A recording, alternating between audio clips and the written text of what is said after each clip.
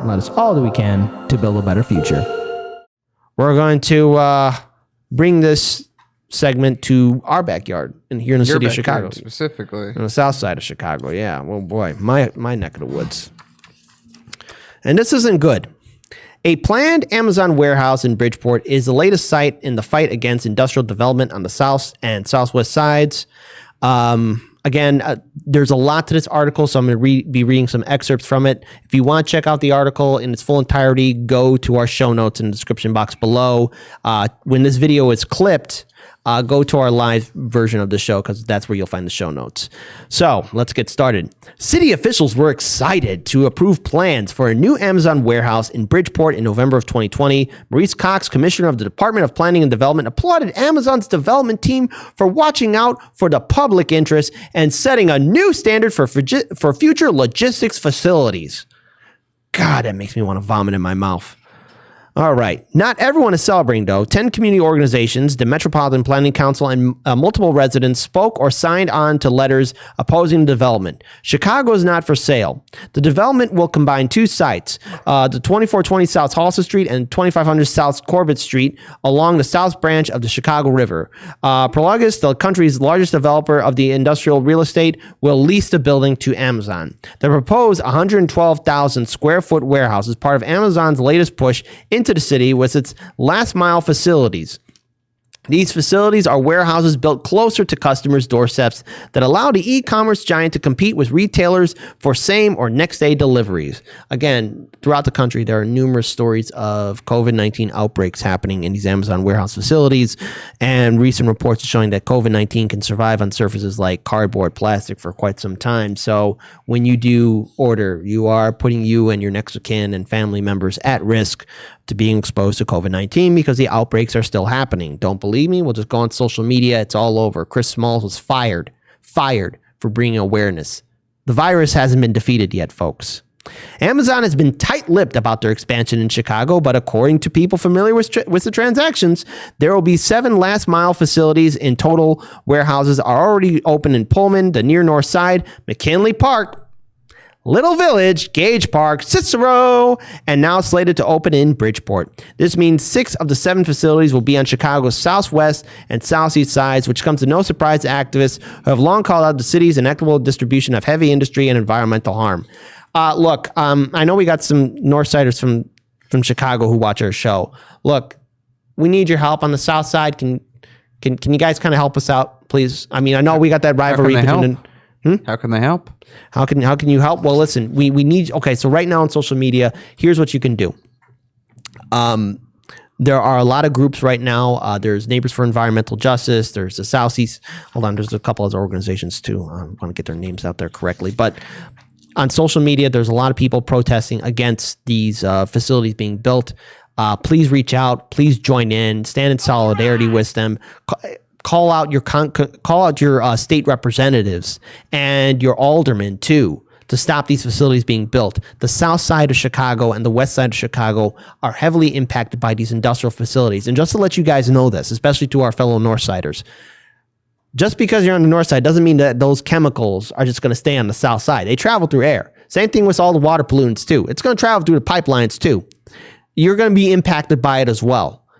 It now more than ever, this city needs to stand together. I understand that this city's hyper segregated and there's a lot of rivalries and different factions in this city, but this industrial pollution is going to impact us for generations to come. The north side will be dealing with it too. Just because they're not there on the north side doesn't mean you won't be feeling it.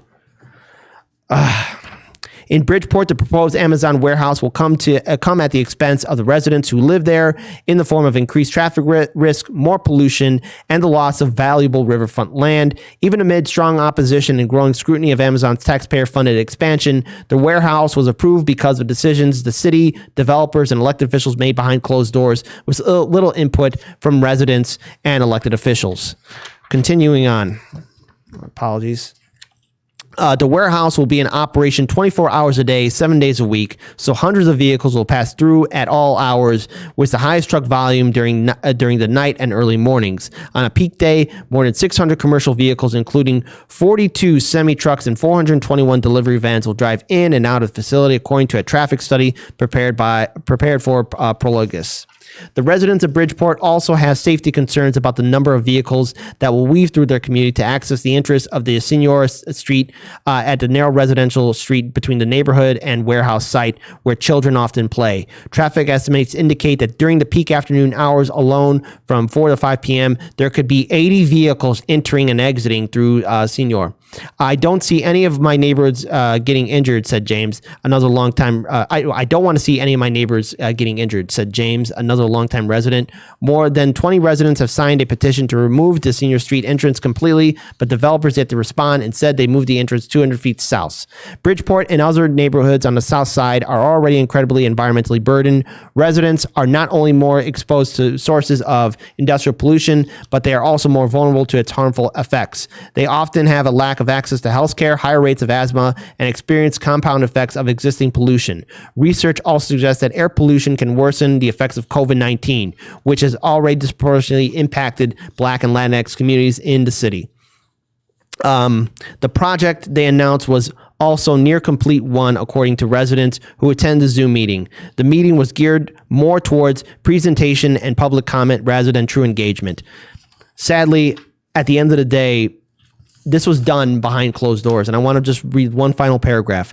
Such a lack of transparency around developments like Amazon is not new. In 2014, Chicago helicopter experience was approved despite feedback against it from residents. In 2019, plans for the relocation of a food processing plant to Pilsen was presented as a done deal, again, despite opposition from community groups. More recently, the city has failed to be transparent with residents about multiple heavy pollution industry developments in the South Side neighborhoods, such as the Matt Asphalt plant in McKinley Park, General Iron in the East Side, and the botched implosion of the old Crawford coal plant in Little Village. Heartlands Media has done exclusive coverage of the Matt Asphalt plant and how it was built in that area with no input from the residents, no one from the state of Illinois, City of Chicago, or Cook County informed the residents of that asphalt plant being built. Amazon must not be here in this city. Residents on the north side of Chicago, we need your help. Everyone, we need your help, because our Democratic lawmakers in the Illinois State House and Senate, in Cook County, and in the city government as well, and our mayor and our governor are turning a blind eye to the residents. This environmental pollution will not go away. Daniel. Yeah, I don't have much to add to this. That was a good breakdown. All right, so as a final note to this, look, please help. People on the south and west side neighborhoods of Chicago, they don't deserve this. They deserve clean water, clean air, clean communities. What a sight it would be if the city stood together as one. It would show the city government that they can't do this to any part of us. We are a proud city, and yeah, we got some problems. I know we got problems. I know people are going to type about all the violent crap in this city. I know we do. By the way, you know what's funny about that? But we could be better. What's really funny about that? Chicago is actually the 73rd most violent city. I know. But everyone acts like it's number one. It's kind of funny. But we could be better. Now's the time to stand in solidarity with these groups that are trying to make sure that their communities are safe. We all deserve dignity. I stand with the South Side of Chicago because I am a South Sider.